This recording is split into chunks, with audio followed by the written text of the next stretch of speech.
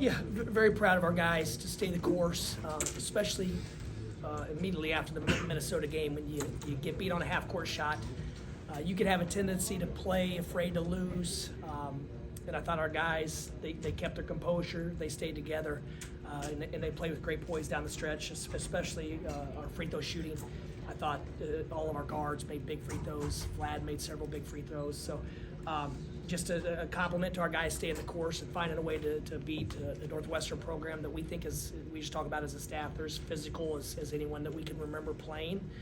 They play a really practical, smart brand of basketball where they challenge every catch, they challenge every spot, and they just have a really good feel for reading the tells of the game. So very happy to get out of here with a win.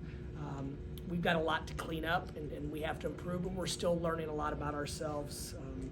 And tonight it was nice to see Roddy Gale have his pop back, his athleticism back. He's been battling some minor injuries. And then Reuben Jones obviously made some big threes and big plays. And defensively, I thought we sat down and guarded in a very similar way we did at USC, where they're trying to isolate us, and we had a real team mindset to get the ball stopped. Noah, you want to start something? Yeah, you mentioned Roddy, but after a rough game last time out, just coming in, having that key basket at the end of regulation and then to open overtime, how important was he tonight? He was extremely important, and Roddy played really well early in the year, and then he's been banged up, and it's difficult because there's a thing that came out this week that there's 3 of the most efficient players. There's 30 of the top efficient players in college basketball, and we had 3 of them. We had Vlad, Danny, and Trey. So when you have 3 guys playing with that level of efficiency, you're tending to look towards them, look for them, lean on them to create offense. And tonight, 2 of those 3 they probably had their worst game as far as shots falling and then the ball dropping. And Roddy, thank goodness, stayed ready and determined. And that's the type of team we're going to have to be. Namari one night, Roddy one night, Reuben the next. Those young guys continue to get better.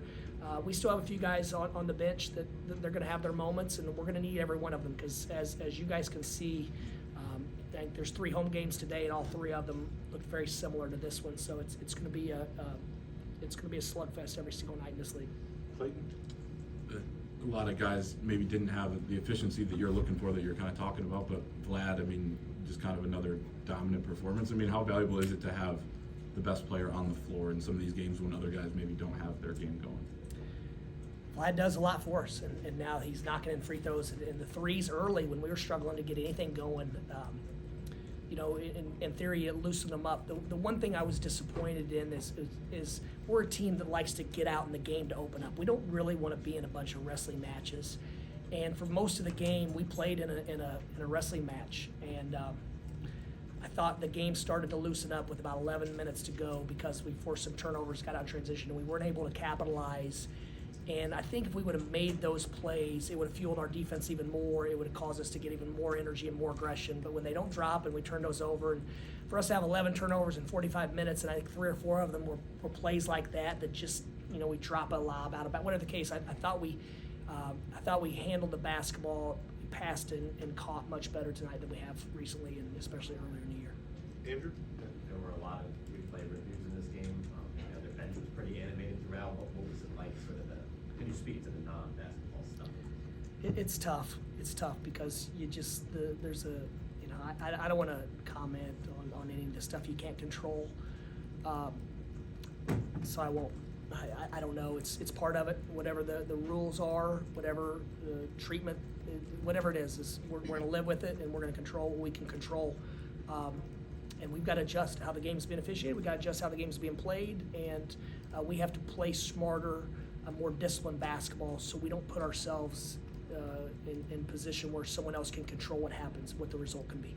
If you don't mind me following up, would you be okay with some calls maybe even getting to be wrong if it's just to keep the flow going, or?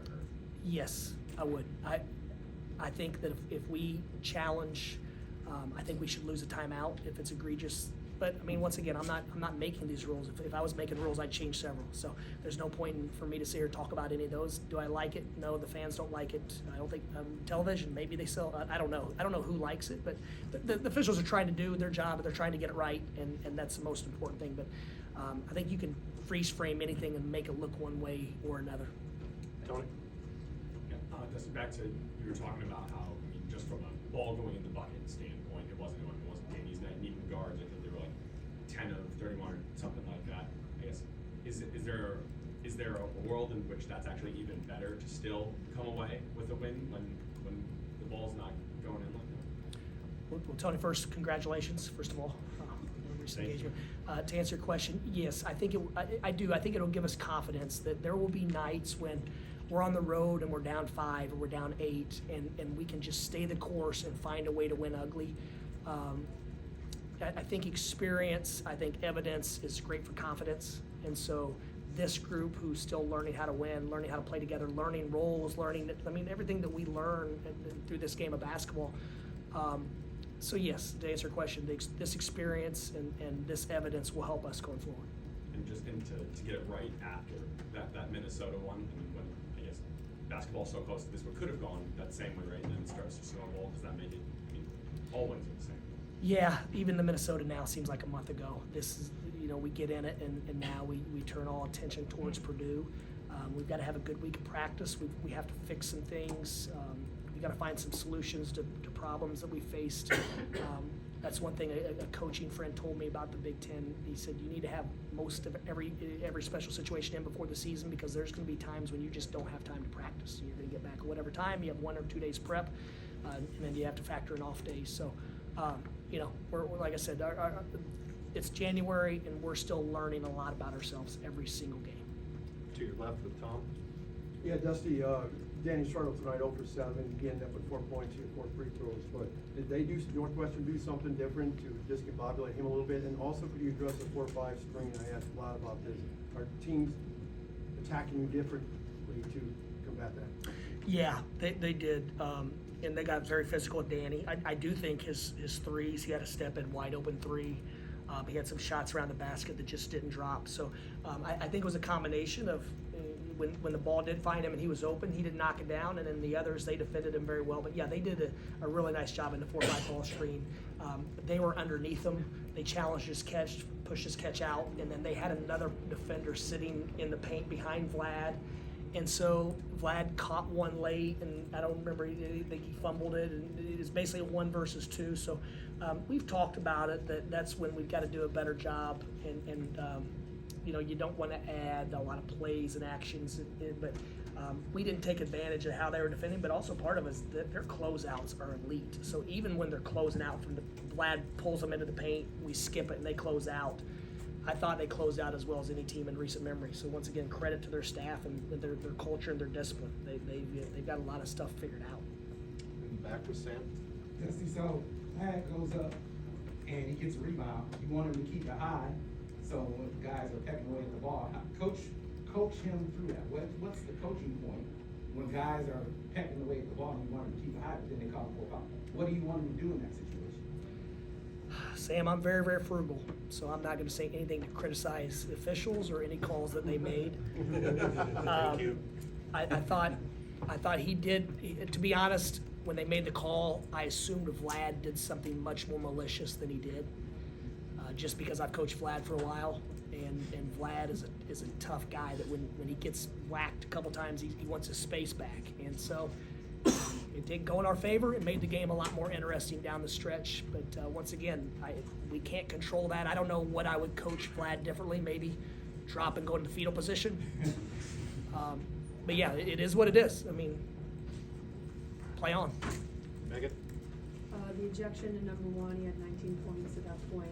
What do you think that kind of did, just putting the momentum in your favor?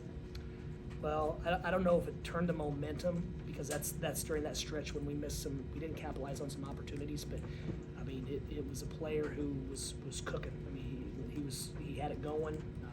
He was shooting threes off of against our drop coverage. He was in a really, really nice rhythm, and he's evolving into a really solid third scoring option for a team that has a chance to win a lot of ball games. If you look at their record, it's not indicative of how well they played. Iowa beats them on a 27-foot fall-away shot early in the year. Penn State, they lay it up to go overtime. And talk about a quirky review. Go back and watch the last 10 seconds of that game. They think they lay it up to go overtime.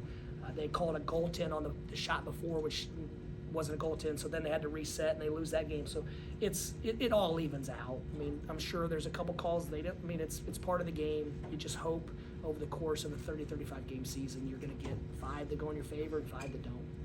We'll take 2 more, we'll go Chris and then Steve. What was the conversation before the last possession, before overtime, and did you get the shot that you wanted there with Trey? Yes, yes, much. I thought it was going to drop. Trey got to the rim, broke down their defense, and then we had a tip in. I'm taking that every day, twice on Sundays. So yeah, I'll take it twice today. Steve, you want to close this out? Dusty, it seems odd now that Vlad never took a 3 until this season. Was there ever a conversation that you had with him at FAU once you got to hear about developing that part of his game? Yeah, we had conversations a year ago. Our philosophy's always been for big guys that never shot them, shoot them every day for a year until you have the confidence and comfort and rhythm, and then you'll shoot them. But also last year, our team, there weren't really enough shots for our team last year. We had a lot of guys. We had our whole team back. And so part of it was circumstances. Part of it was he was the only big man on our team, true big man. And so he had to put pressure on the rim. And so it just, the best way for a 5-man to get threes off are, I think, defense rebound, outlet, and then trail it up, and your point guard finds a way to get you a shot, or pick and pop. And when you don't have much rim pressure other than that 5, we didn't add it, and he didn't shoot it this well. And to be honest, this summer he started shooting it well inconsistently. Certain days he did, certain days he didn't. Now in practice, when we're doing our shooting drills, and everyone does the same shooting drills, he's knocked it down with consistency, and obviously really smart play by him to get that 2-for-1 in overtime. Okay, Coach, we'll do it. Thanks, guys.